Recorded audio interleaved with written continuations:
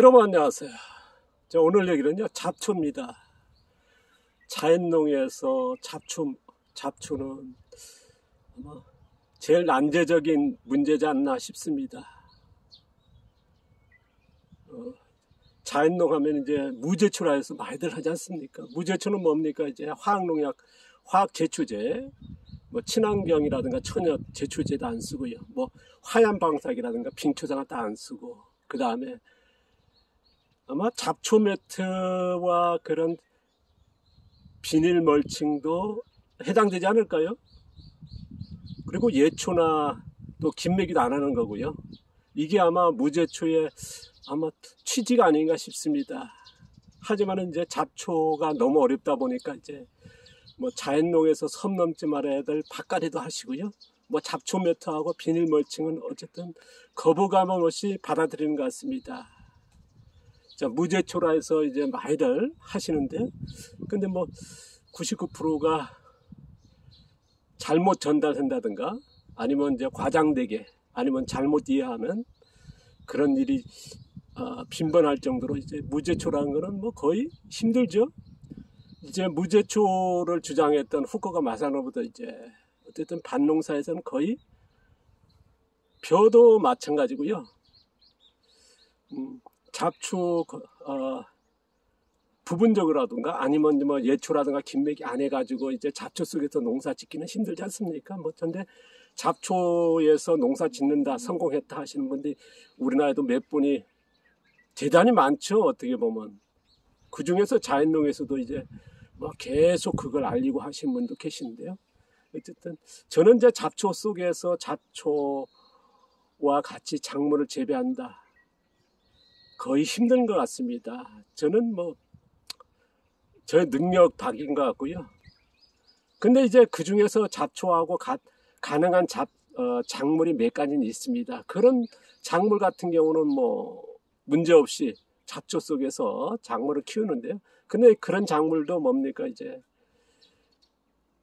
심을 때 잡초가 어느 정도 있을 때 좀 다스리고 그리고 심어 가지고 이제 키운 다음에는 이제 문제 없지만은 잡초가 이렇게 자라는 속에 잡초를 제거하지 않고 작물을 심는다, 그건 불가능하고요. 그래서 잡초는 어떻든 일정 부분 관리하면서 예초라든가 김먹이 하면서 작물을 키워서 그런 작물은 있더라는 거, 뭐 도라지 아니면은 이제 마 같은 뭐 그런 작물들이 있지 않습니까? 뭐 약혼도 가능합니다. 근데 수확량이 굉장히 적죠. 제가 이제 저쪽에서 이제 저쪽 부분에서 보면 이제 잡초 속에서 키우고 있지 않습니까? 어쨌든 쉽지는 않습니다. 채소 같은 건 거의 힘들고요. 자, 우리가 이제 잡초 해결하는데 제일 많은 노동력이 들어가지 않습니까? 그래서 많은 분들이 이제 전통적인 이제 자연농을 고수하시는, 그래서 예초라든가 김매기 하지 않습니까? 특히나 이제 김매기 하실 때는 너무나 힘들죠. 뭐 돌아서면 풀이 자랄 정도요.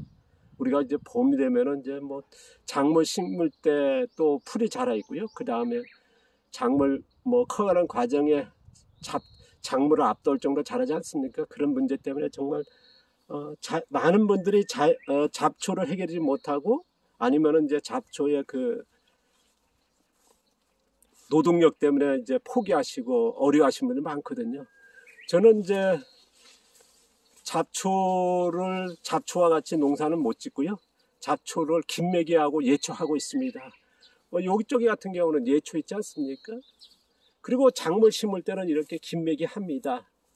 보시면은 여기가 뭐 수박 심은다든가 아니면 참외 심은 데를 보면 부분적으로, 아니면 이제 그 퍼지는 잡초 있지 않습니까? 그런 것 같은 경우는 철저히 매거든요. 제가 이제 가능하면 이제 잡초를 다 매지는 않습니다. 어떤 데 가보면 이제 잡초 보이는 대로 계속 김매기 하신 분 있지 않습니까? 저는 이제 그거는 저한테는 이제 이런 규모에 맞춰가지고 그렇게 한다면 아마 이 규모도 힘들 겁니다. 그러니까 24시간 모르겠습니다. 그 중에서 낮 노동시간 하루에 8시간 정도씩 계속 한다면 이 규모가 되지만 그렇지 않을 때는 여름에 돼가지고 감당하기 힘들거든요. 지금 어떻게 보면 전국에 돌아다니다 보면 이제 김매기로 해가지고 이제 잡초가 자라면 무조건 매는 쪽으로 해가지고 농사 짓는 분이 계십니다. 제가 알고 있는 분도 몇 분 계시거든요. 근데 그분들은 뭐냐면 노동력에 하다 보니까 벌써 신체적인 무릎 있지 않습니까? 허리하고 뭐 그런 데에 적잖게 타격을 받고 있거든요. 실질적으로 그 얘기를 합니다. 그만큼 어렵다라는 거. 저 같은 경우는 이제 잡초를 어떻게 다루냐 그러면요. 작물 심을 때는 어쨌든 잡초를 좀 제거하고 또 계속 여름에 이제 봄작물 심었으니까 계속 압도할 수 있는 잡초 같은 걸 제거하는 쪽입니다. 제가 이제 앞서 영상에서 3월달, 4월달에 제 말씀을 드렸습니다. 봄 제초한다고요? 김매기 한다고 말씀드렸지 않습니까? 왜냐 그러면 그때 자라가지고 여름에 압도하는 풀들이 있거든요. 그런 것들은 어쨌든 제거해야 되거든요. 그러니까 그 풀들이 지금 여기에 없습니다. 다 제거했으니까요. 근데 그 풀들이 너무나 흔합니다. 특히나 이제 목초 이제 풀먹이 하는 이탈리안 나이가라스 같은 거는 이제 꽃꽃에 하게 되면 뭐랄까 뿌리가 막 덩어리가 되면서 끊어내기 힘들거든요. 뭐 이런 거 같은 거 다 제거하는 거거든요. 그래서 이 3월 달에 4월 달에 작물 심기 전에 4월 초죠. 그때 이제 제주도 저 같은 경우는 하고 있습니다. 대개 보면 저 가을 되면 이제 작물 수확하고 나서 이제 겨울에 여기는 이제 풀이 자라지 않습니까? 이런 풀이 자라거든요. 이런 풀이 가을에부터 자기 시작해가지고 지금도 있거든요. 그러니까 다른 육지에 비해서 풀이 김매기를 몇 번 더 해야 됩니다. 그런 게 고충이 있거든요. 어떤 분은 뭐 제주도에 풀 다루기가 쉽다 하는데 그럼 김매기 한 번, 두 번을 더 해야 되는데 그건 간과하시는 것 같습니다. 그리고 또 하나 말씀드릴 거는요. 아까도 말씀드렸습니다만 가을에 자란 풀, 저 같은 이런 풀 있지 않습니까? 이런 풀 같은 경우는 그냥 둡니다. 지금도 뒀죠? 왜냐하면 이게 지금 작물 심을 여기 수박 심었습니다만은 여기 수박 심었죠. 수박 심을 때만 이렇게 좀 훑트고요. 그리고 요거는 지금 꽃대 올라오고 그냥 이제 씨앗이 맺히지 않습니까? 그러니까 힘이 없거든요. 그리고 이게 또 자연 멀칭이 됩니다. 그러니까 요런 거 같은 경우는 제거 안 하거든요. 이걸 제거하려 그러면 모르겠습니다. 가을에 한다든가 겨울에 한다든가 계속 해야겠죠. 그리고 3, 4월 달에 할 때도 노동력이 많이 들어갈 겁니다. 그런데 이런 풀 같은 경우는 저는 이제 키워서 보시면 이제 벌써 자연 멀칭 되지 않습니까? 그래서 멀칭 따로 안 하고 이렇게 또 작물 심을 때만 한다는 거. 그리고 여기 같은 경우는 이제 바로 어제 예초했습니다만은 김매기 않고 그냥 베는 걸로요. 뭐 벨 수 있으면 베고요. 안 하면 이제 근데 문제는 뭐냐면 이제 뱄을 때 또 재생하지 않습니까? 그걸 각오하는 거거든요. 김매기는 그나마 뭐 하고요. 그러니까 작물 심을 때만 어쨌든 장이 안 된다 그러면 풀을 그다지 그렇게 제거하지 않고 있습니다. 그리고 여기는요. 제가 작년에 이제 약혼 심어놔가지고 이제 풀이 그렇게 안 자랐습니다. 그리고 또 있어도 지금 제가 토마토 심을 때 한번 훑어가지고 했고요. 그 다음에 그런 풀 작업은 또 언제 하냐 그러면 이제 풀이 지금 6월달 시작되니까 이제 풀이 계속 자라지 않습니까? 작물을 앞돌 정도로 자랄 겁니다. 그래서 그 다음에 풀 작업은 언제 하면 저 같은 경우는 제주도 같은 경우는 6월 한 20일 한 24일, 25일, 뭐 20일 넘어가면 이제 장마가 이제 시작하거든요. 그러면 한 달입니다. 그러면 저 같은 경우는 6월 15일 넘어가지고 이 밭 전체를 예초하고 김매기를 할 겁니다. 김매기 할 자리는 왜냐 그러면 장마 동안에 이제 풀매기는 힘들거든요. 비가 계속 오니까요. 그리고 장마 동안에 저희들은 작물을 키우는 방법의 농사를 하고 있습니다. 제가 이제 생육 기간, 작물 재배 기간에서 저는 이제 어떻습니까? 지연 재배지 않습니까? 대개 보면 작물 심자마자 빨리 키우는 농사를 하는데 저 같은 경우는 지금은 어쨌든 키우는 쪽은 아닙니다. 심어가지고 활착만 시키고요. 장마 때 가지고 키우거든요. 그러면 장마 때는 어떻습니까? 가능하면은 풀의 작물에 경쟁하는 양분의 싸움에서 작물을 압도하는 잡초는 예초하든지 김매기 해서 장마를 시작한다는 거. 그 다음에 그 다음은 이제 풀 자란 풀은 그냥 뒀다가요. 가을에 이제 작물 심을 때에 또 뭡니까? 작물도 수확하고 그 다음 풀들은 작물 이제 수확이 끝난 잔사하고 깔고 그 다음에 그대로 가을 농사 시작하면 되겠죠. 그런 방식입니다.